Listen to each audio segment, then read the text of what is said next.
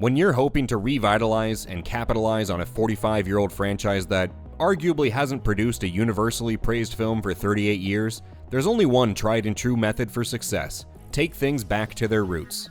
And that's exactly what Alien Romulus does.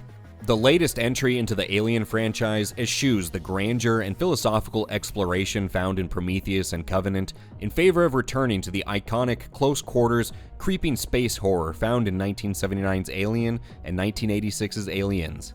In Romulus, the larger questions about the origins of humanity and our place in the universe take a back seat to something like just trying to survive from one side of the ship to the other. Because when you're trying to sneak through a dark corridor full of facehuggers, none of that other shit really matters, does it? And we'll talk a bit more about what puts Romulus in the top half of the list of Alien movies in this spoiler-free review, right after we quickly run down the premise of the film. Set in between the events of Alien and Aliens, Alien Romulus follows Rain, who works in a mining colony, and her dad joke-spouting synthetic android Andy, who's been programmed by her late father to look after her. After finding that her work quota has been increased and she'll be stuck on this hellish planet for another 6 years, Rain is approached by a group of friends who plan to steal a ship and escape the planet for greener pastures. Though the plan will likely lead to the loss of Andy, who she's grown up with and considers her brother, Rain reluctantly agrees and the group breaks Atmo in the stolen ship. They find the abandoned space station Romulus and Remus they're looking for, and part of the team heads on board in search of the cryopods they'll need to complete their planned 9-year journey. They quickly find, however, that the space station wasn't willingly abandoned, and the previous crew's experiments on the uncontrollably lethal xenomorphs are to blame. To make matters worse, some of those specimens they were studying are still very much alive. I thought Alien Romulus was pretty good, and it deserves the third place spot in the franchise's list of films that viewers are giving it. It successfully takes the franchise back to its close quarters, space, and body horror roots, focusing in on the small-scale survival story of this ragtag crew without feeling like a complete retread of the originals. But it does feel right at home with the first two Alien movies, with its claustrophobic space horror, its overall aesthetic, and its nods to specific events from those movies. It also features a reluctant heroine thrust into a fight for her survival, while really ramping up the body horror common to the franchise. It feels like a real spiritual successor to those films, but brought to life with great modern effects and visuals, and it moves things along at a more breakneck pace toward the end. Romulus brings back the idea of corporate greed putting people's lives in danger, but it opts to leave it at that in terms of its overarching themes, choosing instead to hone in and focus on the individual survivors' experiences. And it brings back the creeping horror and building dread found in the first two films, allowing the tension this kind of movie requires to grow, as the small crew, completely ignorant of their true situation, comes to realize the horrors that await them aboard this station.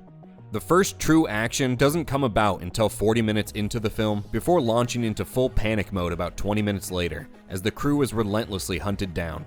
And Romulus doesn't take its foot off the pedal from there, as things really take off in the final third of the movie, giving us a few sequences that pay homage to the events of the two original films, as well as introducing something truly horrific and entirely new to the franchise at the end.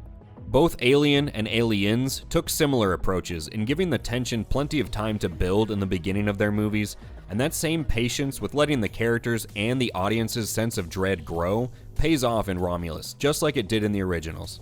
Two earlier sequences stand out as well, one involving some members of the crew being forced to traverse a section of the station crawling with facehuggers, and another where they have to spiral their way through pools of the xenomorph's acid blood in zero gravity. Another thing that served this movie well is that Ridley Scott only produced the film, he didn't direct it, which seems like a smart move for a movie trying to succeed in 2024. And perhaps more importantly, the new director, Fede Alvarez, injected some new and much needed acid blood into the franchise, and this could easily be a launching point for future films. It's not all ooey gooey, slimy, xenomorph goodness though. Romulus really does nothing to build up any characters outside of the main two. The acting outside of Andy is largely pedestrian, and there are some contrivances people might take issue with. Also, the xenomorphs are portrayed as being a bit more thoughtful in their murderous approach, rather than the more classic take on them being singularly minded killers that won't hesitate to attack, and that too might rub some people the wrong way. But I don't think any of this ruins the movie.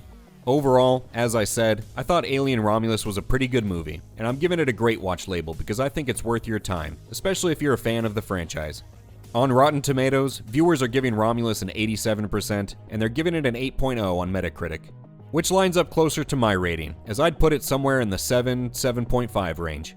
It's early, but the movie seems like it'll be successful financially too, with its expected global opening weekend box office looking set to nearly make back the film's production budget of $80 million. Alien Romulus runs less than 2 hours, but it feels like a lot happens in those 2 hours, so I think the movie gives you a good bang for your buck. And I'll say that it surpassed my expectations after seeing the trailers, so it was a nice surprise.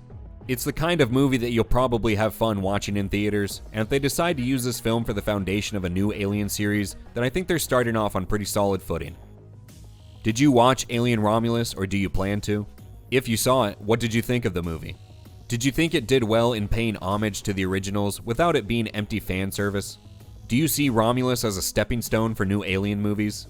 Let us know all that in the comments below. Also remember to like the video if you liked it, and consider subscribing to HateWatchers for reviews of other current shows and movies.